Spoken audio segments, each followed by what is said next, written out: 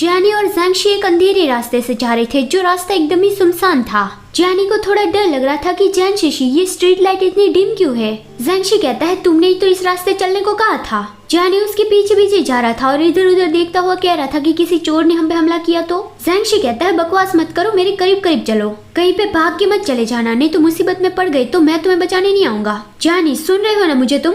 जैनी ने कोई जवाब नहीं दिया तो ज़ैंशी पीछे देखता है तो वहाँ पे जैनी नहीं था। ज़ैंशी परेशान हो गया और इधर उधर जैनी को ढूंढने लगा। तभी जैनी एक पेड़ के पीछे से हंसता हुआ कहता है कि मैं यहाँ पे हूँ। ज़ैंशी ने तुरंत ही उसे एक स्लैप लगा दिया और उसका हाथ पकड़ के अपने साथ ले जाने लगा। जैनी कहता है मैं तो बस तुम्हारे साथ हाइड एंड सीक खेल रहा था, तुमने मुझे मारा क्यों। ज़ैंशी कहता है इडियट, इस तरह का मजाक फिर कभी मत करना। फिर अगले दिन स्कूल में काफी ज्यादा हलचल हो रही थी। स्कूल ऑनलाइन फोरम में ऐसी काफी सारी पोस्ट की गई थी कि मो गुआनशान ने नजदीकी मिडिल स्कूल की लड़की के साथ जबरदस्ती की। सभी लोग मो गुआनशान के बारे में नेगेटिव ओपिनियन ही दे रहे थे। जैनी ने सबको इस बारे में बातें करते सुना और खुद भी फोन में चेक कर लिया। वो शॉक्ड रह गया कि ऐसा उसके साथ क्यों हुआ। कल रात मैंने जो सुना था ये उससे अलग क्यों है। दूसरी ओर मो गुआनशान भी शैली पे गुस्सा कर रहा था कि कमीने क्या तुम मेरे साथ खेल रहे हो, तुमने कहा नहीं था कि ये सिर्फ चोरी के लिए है, मतलब कि किसी और लड़के ने चोरी की है तो मैं उसकी जगह लेने के लिए तैयार हूँ, लेकिन अगर उसने किसी लड़की के साथ जबरदस्ती की है तो फिर मैं उसकी जगह नहीं लूंगा। शैली कहता है वैसे भी तुम स्कूल छोड़ के जाने वाले हो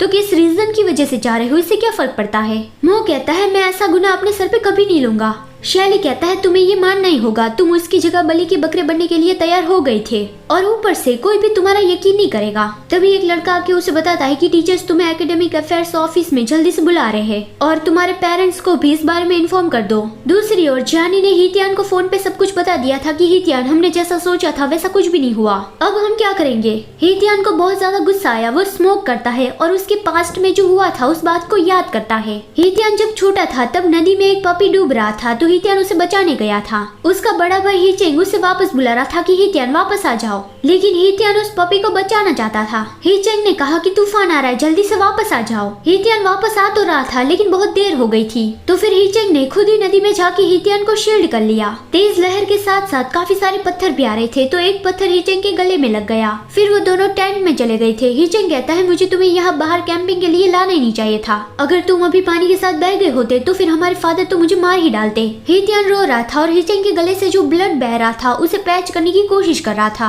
और खुद को ब्लेम कर रहा था कि ये सारी मेरी गलती है। हीचेंग कहता है रोना बंद करो और ध्यान से मेरी बात सुनो, मुझे कमजोर लोगों से बहुत नफरत है। अगर तुम फ्यूचर में दूसरों को बचाना चाहते हो तो फिर तुम्हें सबसे स्ट्रांग बनना पड़ेगा। तो यही बात उसके बड़े भाई ने उसे सिखाई है कि अगर तुम्हें किसी को बचाना है तो फिर तुम्हें सबसे स्ट्रांग बनना पड़ेगा। वो शैली के पास गया और कहा कि उस लड़के ने एक लड़की के साथ गलत काम किया है तो फिर उसे सजा मिलनी चाहिए, लेकिन तुमने मेरे दोस्त को क्यों फंसाया। एक मिनट, क्या यही लड़का है जिसने उस लड़की के साथ गलत काम किया है। सड़े हुए लड़के, अपनी सजा खुद ही भुगतना।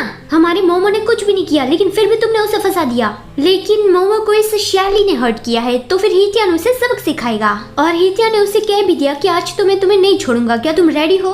दूसरी ओर टीचर्स मो गुआनशान पे चिल्ला रहे थे कि हम तुम्हारी काफी सारी बदमाशियों को नजरअंदाज कर देते हैं, लेकिन इस बार तुमने बहुत बड़ा गुनाह किया है, इससे स्कूल की रेपुटेशन खराब हुई है। और देखो ये दोनों लड़की ही है, आई विटनेस, पता नहीं कौन सी आंखों से देख लिया होगा कि मो गुआनशान ने गलत काम किया है। बाहर काफी सारे स्टूडेंट्स वो सब कुछ देख रहे थे, ज़ैंशी और जैनी भी थे।